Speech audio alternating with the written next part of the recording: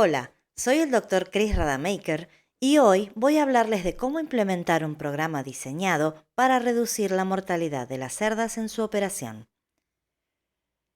Este procedimiento operativo estándar está diseñado para ayudar a los productores y técnicos en la identificación de cerdas en riesgo, mediante la evaluación de la salud y el grado de cojera de las cerdas, con el fin de poder mejorar los resultados del tratamiento y de esta manera reducir la mortalidad general por esta causa.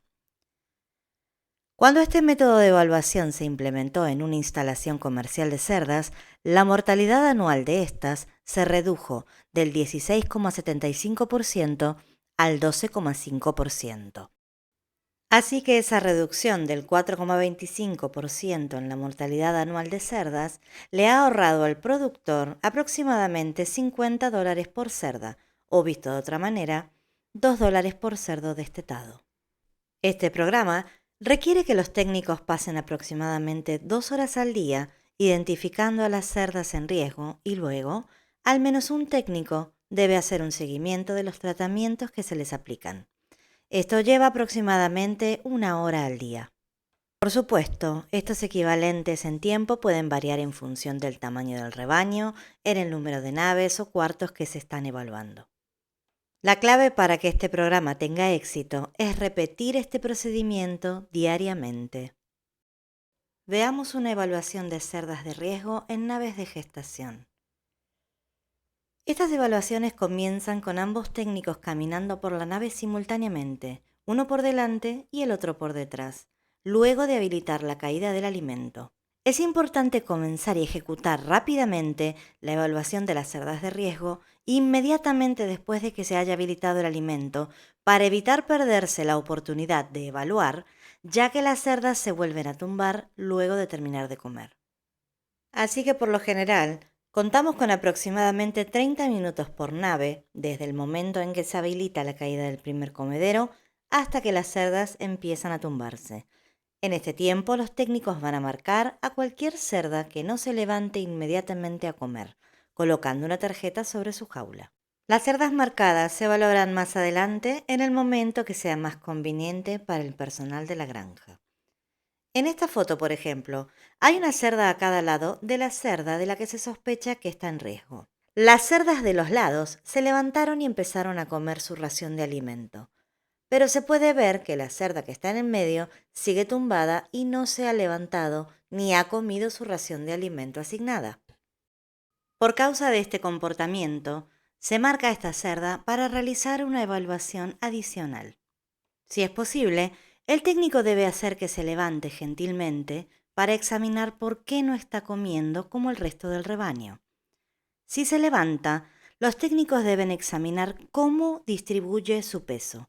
Se debe buscar señales de malestar en las patas que provoque que no puedan apoyar las pezuñas, enrojecimiento o inflamación de las articulaciones, lesiones, secreciones o sangrado en la zona genital.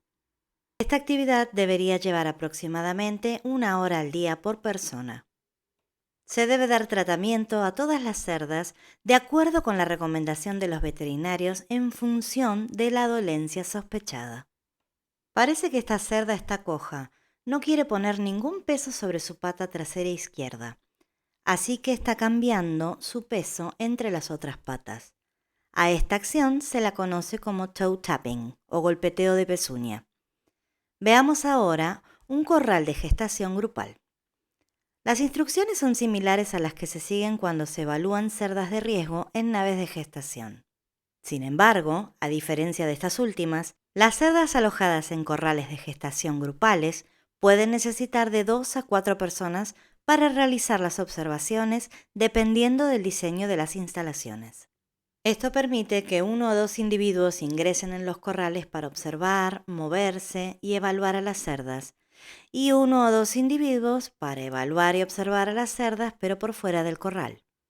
Para identificar fácilmente a las cerdas que necesitan una observación más profunda, es preciso adjudicarles una marca única. Por ejemplo, puede ser una pequeña marca en la cabeza, que sea diferente a cualquier otra marca utilizada en esa granja. Las tarjetas deben colocarse fuera de los corrales, al igual que en las naves de gestación. También se debe dar tratamiento a todas las cerdas de acuerdo con las recomendaciones del veterinario del rebaño en función de la dolencia sospechada. Al implementar este programa, es beneficioso involucrar a su veterinario o al personal de producción más experimentado durante la primera semana para que puedan ayudar al personal de la nave a identificar a las cerdas en riesgo. Es importante reconocer a las cerdas que tienen dificultades para levantarse, ya que pueden sufrir de cojera en las patas delanteras, aunque no se vea a simple vista.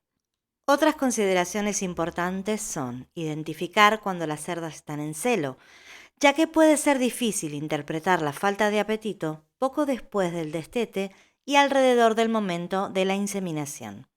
Durante este periodo, las primerizas suelen dejar de comer por tiempos más prolongados que las cerdas regulares. Gracias por escuchar. Por favor, haga clic en el enlace para encontrar la versión para imprimir de una página de este procedimiento operativo estándar y también acceder a un video resumen de 20 minutos. Si tiene preguntas sobre este programa, no dude en ponerse en contacto conmigo a través del correo electrónico que aparece en pantalla.